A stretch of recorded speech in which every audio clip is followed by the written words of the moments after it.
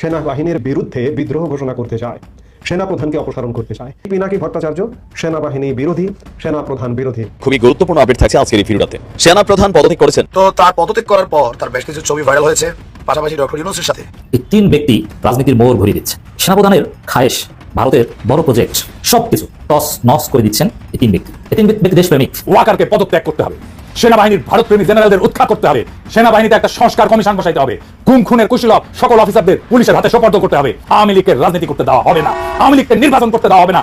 বাংলাদেশের দরকার হলে আর একটা জুলাই হবে, দরকার হলে আবারও রক্ত দিব, আবার লড়াই হবে। বাংলাদেশে এখনো দুটি ক্যান্সার রয়ে গিয়েছে উল্লেখযোগ্য দুটি জায়গায়, সেনাপ্রধান ওয়াকারুজ্জামান এবং রাষ্ট্রপতি শাহাবুদ্দিন চুপ্পু। এই দুটো ক্যান্সারকে যদি দ্রুত গতিতে অপসারণ করা না যায়, তাহলে সেই ক্যান্সারের ভাইরাস পুরো বাংলাদেশ ব্যাপী ছড়িয়ে যাবে। প্রিয় দর্শক, এইমাত্র সর্বশেষ গরম বাংলা সংবাদ। এবার প্রকাশ্যে ডক্টর মোহাম্মদ ইউনূসকে কোটিয়ারি দিলেন সাধারণ জনতা। তিনি বললেন, জনগণের টাকা মেরে নেতার ছেলে বিদেশে পড়ে, 4-5টা বাড়ি। একই বক্তব্য দিচ্ছেন সাধারণ জনতা। তো ভিডিওটি খুব গুরুত্বপূর্ণ হতে চলেছে, না টেনে স্ক্রিনের মাধ্যমে পরিপূর্ণভাবে দেখে আসি। তো প্রিয় দর্শক, ভিডিওটি ভালো লাগলে একটা লাইক করবেন আর কমেন্ট করে মতামত জানাতে ভুলবেন না। তাহলে জনগণের টাকা আপনি 1 টাকা কাজ করছেন, এখানে 1000 টেবিল তুলে নিচ্ছেন, এত ঠিক না। আপনি দেখাচ্ছেন উন্নয়ন করলাম, কিন্তু আপনি উন্নয়নের গোয়া মেরে দিয়েছেন। কিসের লেগে? আপনি কাজ করেছেন 10 লাখ টাকা, কিন্তু 1 কোটি টাকা তুলে নিয়েছেন। যে অবস্থা হয়ে আছে আমাদের দেশে, আমাদের টাকা শোধ করে মনে কয়েক বছর লেগে যাবে। আমরা খবরে শুনি যে এত কোটি $1000 ঋণ, তাহলে আমরা চলবো কি করে? সরকার থেকে যে সরকার আসুক, আমার ট্যাক্স আছে 10 টাকা, বাড়ি দিবে 100 টাকা। সবকিছু তেলের দাম বেড়ে যাবে, গ্যাসের দাম বেড়ে যাবে, দিয়ে সাধারণ জনগণের পড়ে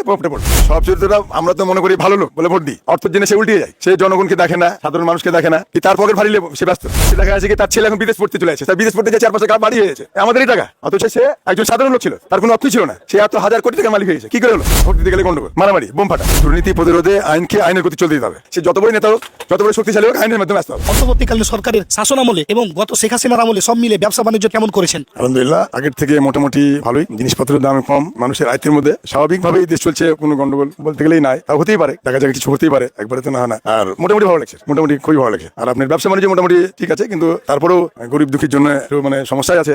দেশ যেভাবে চলছে, এভাবে চলতে থাকলে আলহামদুলিল্লাহ জিনিসপত্রের উপরে নজর রাখতে হবে সরকারের, যেন উদ্যোগী হয়ে না যায়, মানুষের ক্রয় ক্ষমতার বাইরে না হয়ে যায়। এই জন্য মানে যেন গরিবরা শান্তি পায়। হ্যাঁ, গরিবরা ধরেন যে এই আয়টা করে সেটা হয় না, এটা আরো চাউল এবং ডাউল, তেল এগুলো নিয়ন্ত্রণের মধ্যে রাখতে হবে, তাহলে আর কি ভালো থাকবে। আওয়ামী লীগ কি বাংলাদেশ থেকে নিষিদ্ধ হয়ে যেতে পারে? এটা ধরেন রাজনীতির ব্যাপার, আমরা ব্যবসায়িক লোক, আমরা তো এটা বলতে পারবো না। এটা আইনসঙ্গত ব্যাপার, এটা আমরা সাধারণ জনগণ, এটা আইনের ব্যাপার। আইনের মাধ্যমে জিতে হতে পারে, আর আইন জিতে না করতে হতে পারবে না। এটা আইনের ফ্যাক্টর আছে, আইনের মাধ্যমে সবকিছু চলবে। এটা কে নিষিদ্ধ হবে কি হবে না সেটা আইনের ব্যাপার, আইনের গতি আইন চলবে। যদি আমাদের সরকার ঠিক থাকে, বর্তমান সরকার, তাহলে আইন যদি আইনের গতি চলে তাহলে ঠিকই থাকবে। আর যদি আইন এখন যদি মানুষের হাতে তুলে নেয় তাহলে তো চলবে না, তাহলে তো পক্ষপাতী হয়ে যাবে। এভাবে যদি চলতে থাকে তাহলে আইন যে গতি চলবে সেই আইন দিয়ে চলতে থাকে। আগামী নির্বাচনটা আমরা কেমন চাইছি? আলহামদুলিল্লাহ, আমার তো 50 পার হয়ে গেছে বয়স। আমি আগে ভোট দেখেছি, আনন্দ পেয়েছি। ভোট আসলে এমন আনন্দ, মানে ঈদের মতন আনন্দ। দোকান একদিন বন্ধ রেখেছি, ভোটের জন্য প্রস্তুতি নিয়েছি, ফ্যামিলিকে রেডি করেছি, ভোট দিয়ে যাবো। কি আনন্দ! খাওয়া দাওয়ার আয়োজন ভালো করেছি, যে খুবই আনন্দ পেয়েছি। এই আনন্দটা হারিয়ে গেছিল, হয়তো এমন অবস্থা হয়ে গেছিল, ভোট দিতে গেলে গন্ডগোল, মারামারি, বোম ফাটা, হ্যাঁ, তারপরে জোরপূর্বক। এটা আর নাই, এটা ছিল না আগে, কিন্তু এখন বর্তমান যে